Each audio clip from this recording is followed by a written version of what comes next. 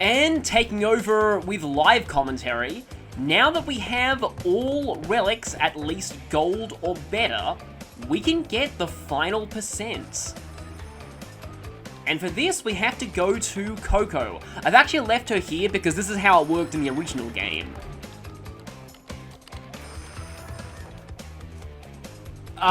Okay, you're supposed to get the final gem here if you have all relics at gold or better. Unless I actually have to do the special level in this version to get that? I was sure you didn't need that relic. Okay, well, I guess change of plans. I guess we're actually doing, the special extra level that was added into later releases of this game, and I think it's free DLC for the PS4 version. This level is Future Tense. Unlike Stormy Ascent in Crash Bandicoot 1's Insane version, which was a cut level from the original game, this level is completely new. And it's a pretty brutal one, so let's begin.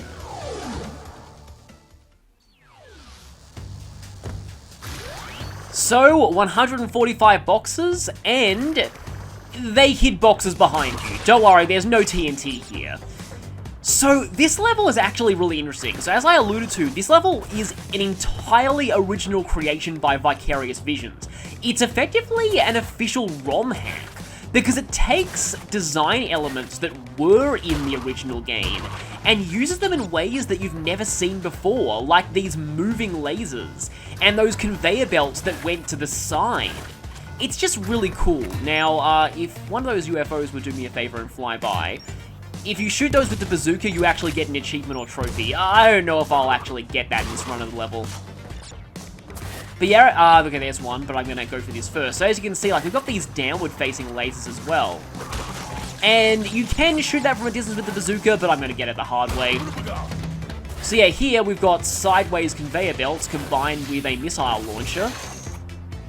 Just destroy you as normal. And let's enter into the first 2D segments. And already, they're doing something interesting. See this? You can actually get on top of that. And that leads to a few more boxes. This level is kind of evil in the way that it hides a lot of boxes in out-of-reach locations. Here, you want to bazooka this. Now, this level is actually available from the moment that you start a new file in Crash 3 in a version of the game that has it, but you need all the power-ups in order to, like from the bosses, in order to 100% it. If you don't have the bazooka, you can't hit that exclamation mark, and you need that exclamation mark later. Oh, by the way, there's a death route in this level, and you need it for the box gem, so we can't actually die until we hit it. It's actually okay to die if you haven't hit any checkpoints, but the moment that you hit a checkpoint, then yeah, you're kind of screwed. You have to restart the whole level if you die. You can't actually get on top of that one. Now here is kind of interesting because if you were playing another version of the game that had reflections, you'd actually see an off-screen missile launcher firing those.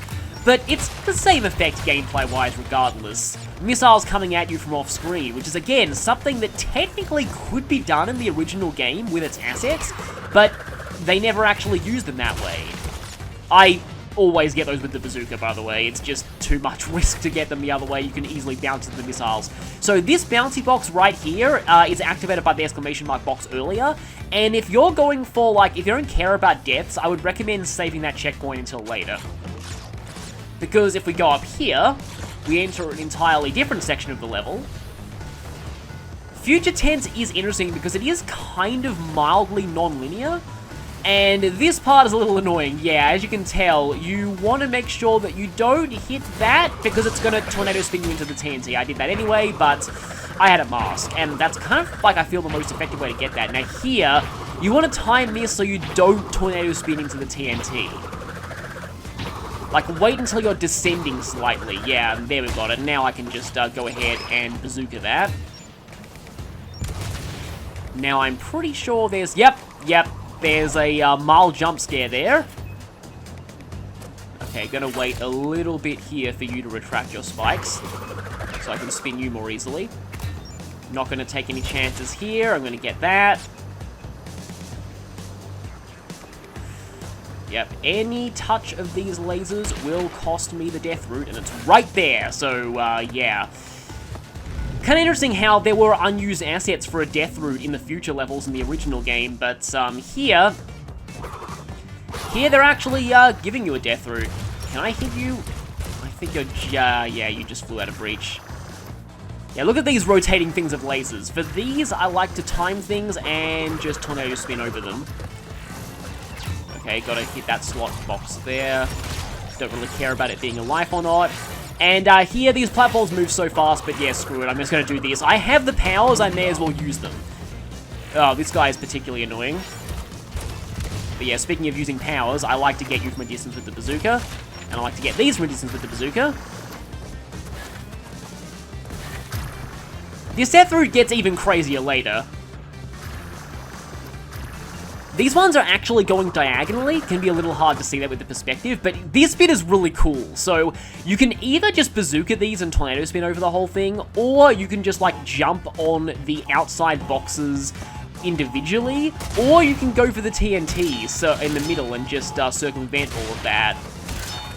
It's just, I don't know, it's just really cool use of assets in ways that were never really used before. I think one of the things that Naughty Dog said in interviews is that, like, boxes take up virtually no space in the game's memory, but you can do so many creative things from a level design standpoint with them, and here you really see that. Like, you never had formations of boxes like that in the original. Okay, this part's kind of tricky, because as you can see, if you tornado spin at the wrong time, you'll go right into a missile. Don't hit you.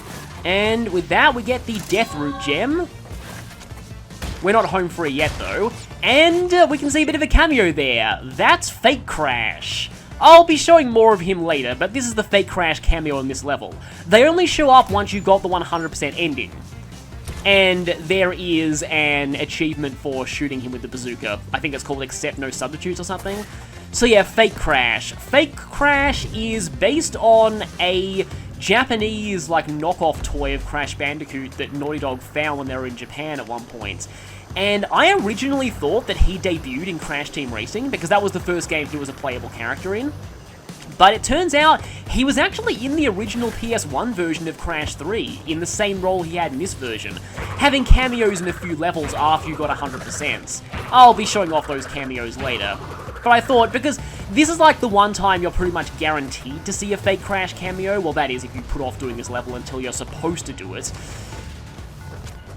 I thought I'd show him for the first time here, and yeah, getting that checkpoint after you've gone through the death route saves you from having to do it again, later. Of course, under my rules, if I die here, I still have to restart. And here's another really interesting use of assets in ways they weren't used in the original game. Spike enemies on conveyor belts, along with some vertical spike enemies, which makes jumping particularly hazardous. I like to spin those guys. And the ones from above pretty much endlessly spawn. But right now you might be thinking, huh, there's probably something up there. And you would be right. Yep, there's one of those lasers there, though. And more of these spikes. And a nitro that I'm gonna, yeah, do a risky bazooka shot for. It's still really cool to see. Like, I know I keep mentioning it, but this is basically an official ROM hack. And, like, a lot of this is, like, it's difficult, but it's not, like, unreasonably difficult or anything. And all of the level design here is just so creative. It just really proves to me that Vicarious Visions is really capable of making very well-designed Crash Bandicoot levels. But, speaking of which, I've got to kind of concentrate here, because this bonus is actually pretty tricky. So, here, you need to spin that, and then you need to run. Because you're kind of on a timer here. Once that second exclamation mark box activates, this is going to turn into an iron box and lock you out, and, you also, I'm pretty sure you actually need to hit that one when it's a TNT to destroy the TNT that's inside those, save. Actually, I think you can still do that, by, using the Super Body Slam from a distance. And let's just shoot, I said, let's just shoot the nitros. Get these 3 lives. Backtrack for that, like, 1 box that I missed on my first pass. Yeah, this bonus actually tripped me up a few times. It takes a while to figure out, like, what you're actually supposed to do here, but once you've got it, it's really not that bad. And I'm gonna actually do this the less safe way, read the not bazooka way, just because it looks cool. And there's still plenty more of this level to go. We're not out of the high-tech future woods yet. So here, we have another kind of split path. So we need to drop down here. And guess what? They pulled a Ruination here and did that evil tactic of hiding a TNT inside a big clump of boxes. So if you body slam them, you explode. So yeah, you just knew they were going to pull that trick eventually. Actually, I think it's probably safer to leave those boxes or to get them like that. Oh great, yeah, that's annoying. Lost 1 mask, but honestly the main danger in this level is the pits and not actually the enemies. Except for these lasers. These lasers are very, very fast and very, very annoying. That was just barely avoiding going in a pit there. And hi there. So, oh, okay, so this box right here, they actually changed this in the Switch version because of the lack of reflections. I believe the reason for this infinite spawner is that in the original, in the other versions of the game, you actually need to spin one of these off screen so that it hits a box that would normally be out of your reach. But yeah, because the Switch version doesn't have reflections, then, and that got exactly 0 nitros because I'd already shot all of them with the bazooka. But yeah, they actually had to slightly modify the box placements so that it wouldn't be unfair. And here, yeah, you can just barely see that guy off screen, so don't hold down the jump button or you will bounce right into him. And this part in particular can be tricky. Tornado spin over that. Yeah, that part's got me quite a few times. And just just 1 box to go. By the way, these rotating platforms, they're actually based on an unused level from the original Crash Bandicoot 1 that was just called, like, Waterfall level or something. They were made of wood in that level, but, oh, that's not good. Yeah, they were made of wood in that level, but they basically worked exactly the same way as this. Can I shoot you from... Well, I can shoot you, but it won't actually get rid of you. Just want to get rid of both of those guys just to make getting this box slightly easier. If I die on this box, I'm going to be very, very mad, because this is literally the last box in the level. There we go. Now I just need to get over these. And don't tornado spin here, because you need to bounce on these guys. And, yep, that is the gem. Both gems on my first attempt at that level. I did admittedly practice that one off camera. But yeah, that's a pretty cool level overall. Really nice use of just all those assets that existed in the original game but were never used in ways like that. So those 2 extra gems give you 2 extra percents, and the Relic is worth 1 more percent, which makes the final total 108% in versions of the game that have future tents. And speaking of tents, I now have to get the Platinum Relic on this level. I will see you here after likely a lot of pain. So, remember how Hog Ride took me about an hour and a half to get Platinum? This level took me over 3 hours, I'd estimate. I honestly don't think it's objectively harder than Gone Tomorrow. I might have just been having an off day, but it's just that every single point in this level has the potential to end your run. So right here, if you've got less than 10 seconds here, you're on pretty good pace. You do need to get those time freezes behind you at the start with the bazooka. Jump around that guy and into this section. Now this is a really annoying section to get through quickly, and it's a huge advantage if you do get through it quickly. That was kind of a miracle.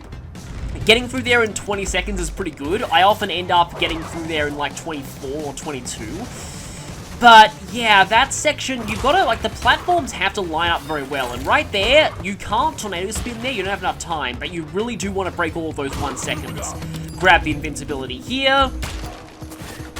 Make sure you break all of those time freezes. Slide jump up here, avoid the conveyor belt, grab that 3 second. run across this. This is the main reason why you want invincibility. And here, I like to slide jump over here. And this part coming up, slide underneath that laser and then do a double jump so you avoid having to bounce on the arrow box. And here is the final annoying part. Now, in another run of this level I saw on YouTube, the runner did the early segments way faster to save as much time as possible to take this one slowly. I could not afford that luxury, I had to rush this. And my main strategy is just to do a giant leap of faith to the last platform and just hope it's in the right position. The platform cycles are by far the worst part of Future Tense's Platinum Relic. Sometimes it is a little bit down to luck exactly where they line up, specifically the first 2D section, but with that, we have the final Platinum Relic. And now that we have all 31 relics, at gold or better, hopefully this should work this time. We need to go to what was previously the load/save screen. There it is! And we get a nice little confetti and firework display. Which is what happened in the original game too, but there it was Coco who gave you the gem.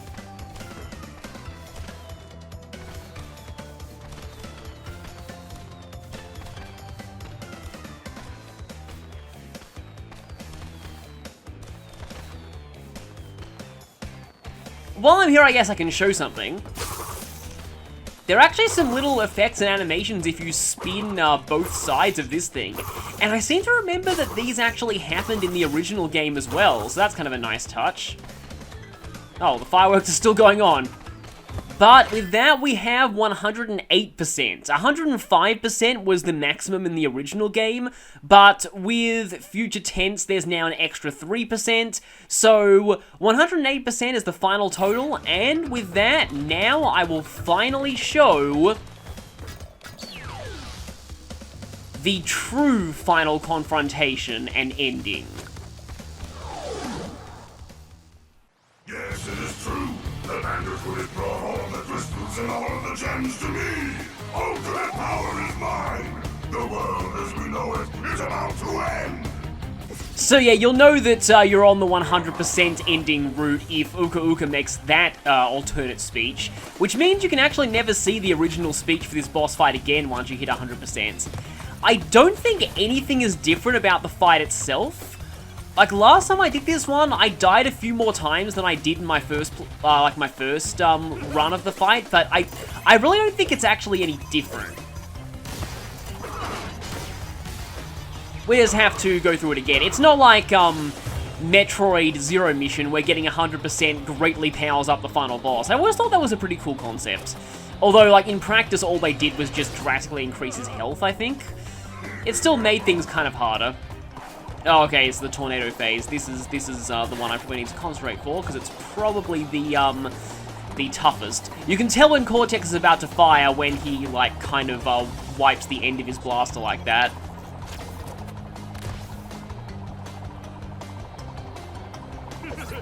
I know I said this before, but I still really love this music. And the mines will still go off even after, he's off his hover bike, so still need to pay attention to them. They do have a little bit of a blast radius on them. I feel like they're probably the biggest threat of the fight. And now we have the phase that is, ironically, in my opinion, easier than phase 2. The explosion phase. I mean, it looks cool, at least. Like, even though this fight's really not that difficult, I still, like, actually found this a pretty cool fight as a kid. In fact, I once tried to recreate it in a program called, like, 3D Movie Maker. Obviously not with, like, any actual game assets or anything. It was kind of weird. But anyway, this should hopefully show us the 100% ending.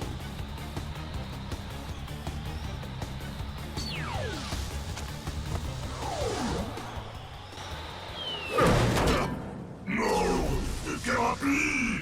Not a prisoner of time again.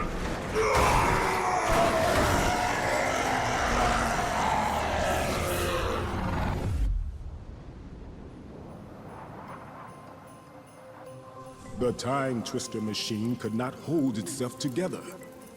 We were lucky to escape.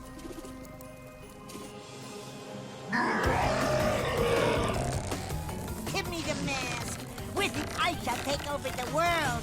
Come on. It is difficult to say what has happened to our enemies, but I doubt we will see them for a long time.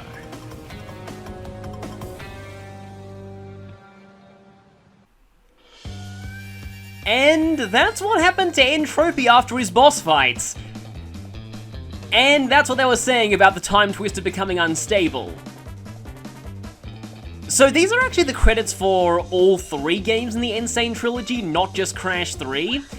But here I can just give my final thoughts on the project and on the game itself. So I did say Crash 3 was my favorite in the original series, and I think that's still true. I admit that I have kind of come to understand why some people don't really like it in terms of the vehicle levels. And yeah, it is pretty close to Crash 2. Crash 2 is still pretty amazing. But this project was a kind of an interesting one. On the one hand, it was great to go back and do a shorter project as a bit of a breather after doing some pretty massive RPGs. But the Platinum Relics meant that this project was not nearly as much of a breather as I thought it would be.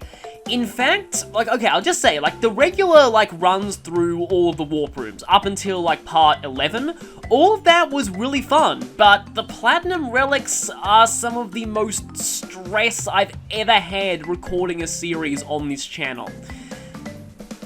It's something that I need to deal with better. I'm kind of a perfectionist, and when it comes to action games, I get very, very hard on myself when I make mistakes, and I know, these time trials are meant to be really brutal, but when I go through them and when I just fail over and over and over again, I just get really self-deprecating about it, and, I can't really say much more on this sort of publicly.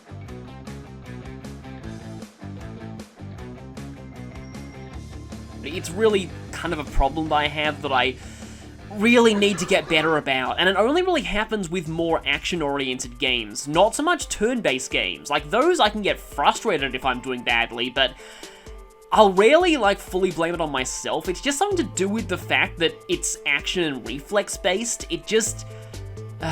it's hard to describe, but it's an issue that I have, and I greatly underestimated how badly the Platinum Relic would trigger that side of me, so yeah, I mean, I enjoyed post-commentating on them after the fact, I really did, but actually recording them, if I do Crash 1 in the future, and that is the hardest game in the trilogy, so that's probably going to be even worse, but I might pace out the Platinum Relics better, and not do all of them in the span of half a week like I did for this series.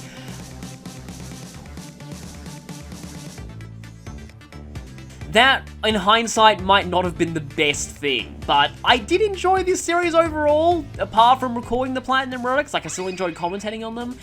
I enjoyed the game, it was great to be able to show this to people, I did get some pretty good reactions overall, a lot of people in the comments, a combination of people who did play the games as a kid and people who didn't, who liked seeing, the kind of games that I played growing up.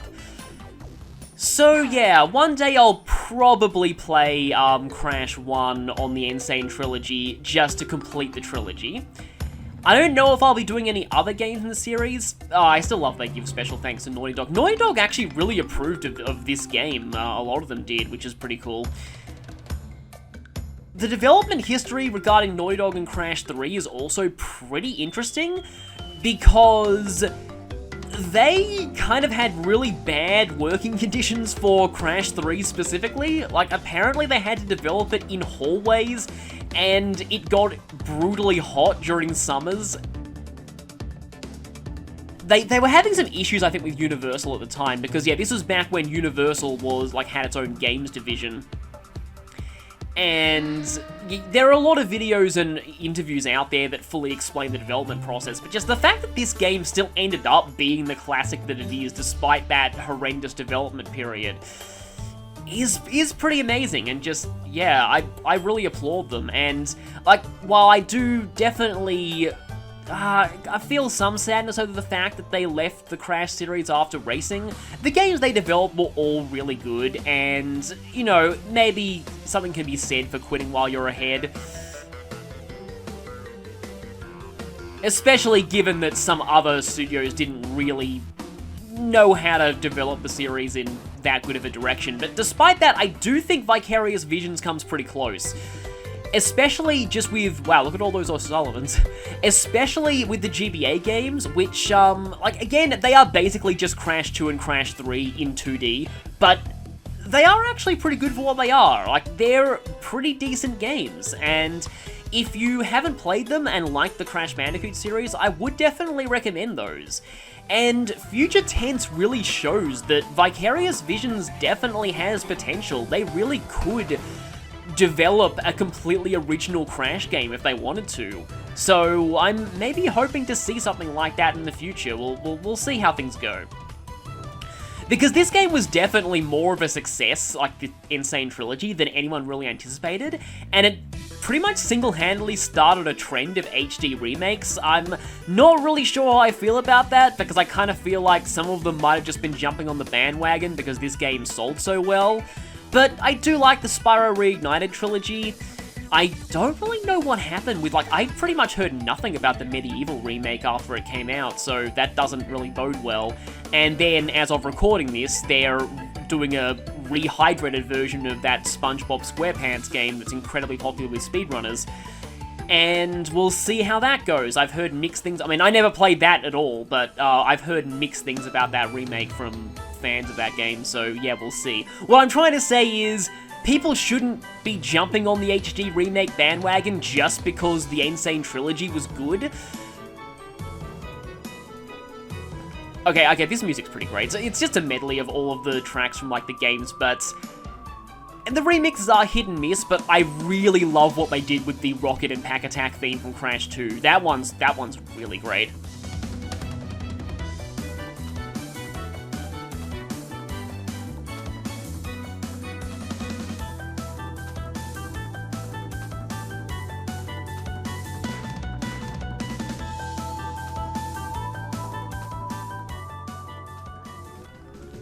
Yeah, I just wanted to hear that play out. So, while I'm here, I forgot to give voice trivia for Cortex, Uka Uka, and Aku Aku, which I was definitely planning on doing. I have all of that listed here. Oh, wow, that was, voiceover production. That came up at exactly the right time. I didn't actually know that was coming. Are they gonna actually, like, credit? Mary Elizabeth McGlynn was the voiceover director? She's on Critical Role, I know her from things. That's really cool, I had no idea she was involved with this game. And yeah, here we go, okay, so they are showing the voice actors, but not telling you who they voice. So Greg Eagles is Aku Aku, and he plays Grim in The Grim Adventures of Billy and Mandy, which the voice does actually sound quite similar to Aku Aku. He's also in Metal Gear as Decoy Octopus and Grey Fox, and also Jackson Baraka in Mortal Kombat X, and I think some other Mortal Kombat games they appear in. And Cortex is voiced by Lex Lang, who's played Cortex in the series for quite a while now. And he's been Zhuge Liang in a lot of Dynasty Warriors games. I apologize if I butchered that pronunciation there. He was some voices in Xenosaga Episode 1, and he was Overlord Zenon in Disgaea 2, and Harley in Digital Devil Saga, so that's interesting. I kind of had no idea about that. Sadly, he doesn't get much of a role, let's just say, as Harley. He's kind of just the intro boss who is quickly killed off, but he does make a pretty good impact. I will probably play Digital Devil Saga on this channel one day, that's why I'm mentioning that. And Uka Uka is, he shares his voice actor with Tiny, John DiMaggio. In the original, though, both Cortex and Uka Uka were played by Clancy Brown, and I thought that was actually pretty impressive. And because I haven't actually mentioned this, Coco is voiced by Debbie Derryberry. Coco doesn't really have much in the way of fully voiced lines in this one, more in Crash 2.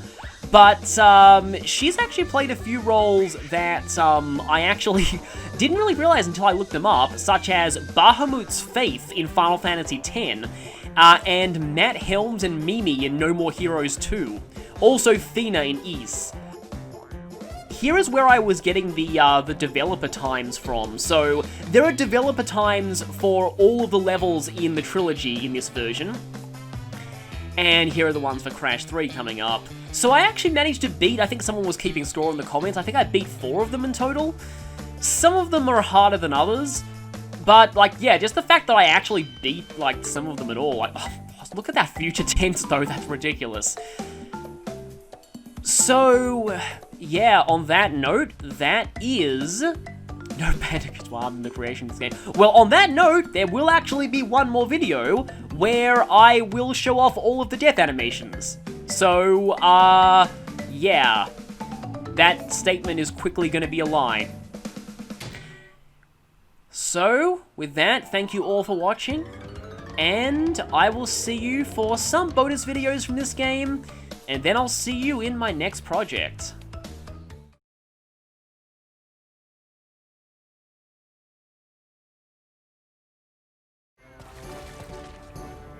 You didn't think I was going to leave you before showing this, did you? Yep, this is the first of the fake Crash cameos. This one is towards the end of Toad Village.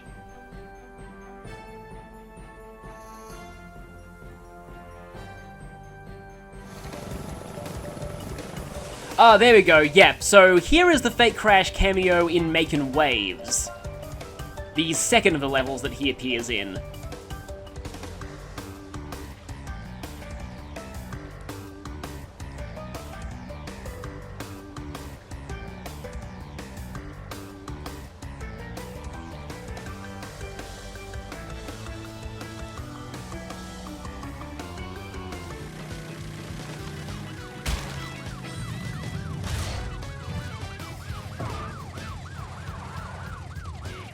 So as you can see, here is the fake Crash in Hog Ride. This one's kind of interesting because in the original American PS1 version, this cameo didn't appear for some reason, but it was fixed in the European version, and it's in all releases of the Insane Trilogy.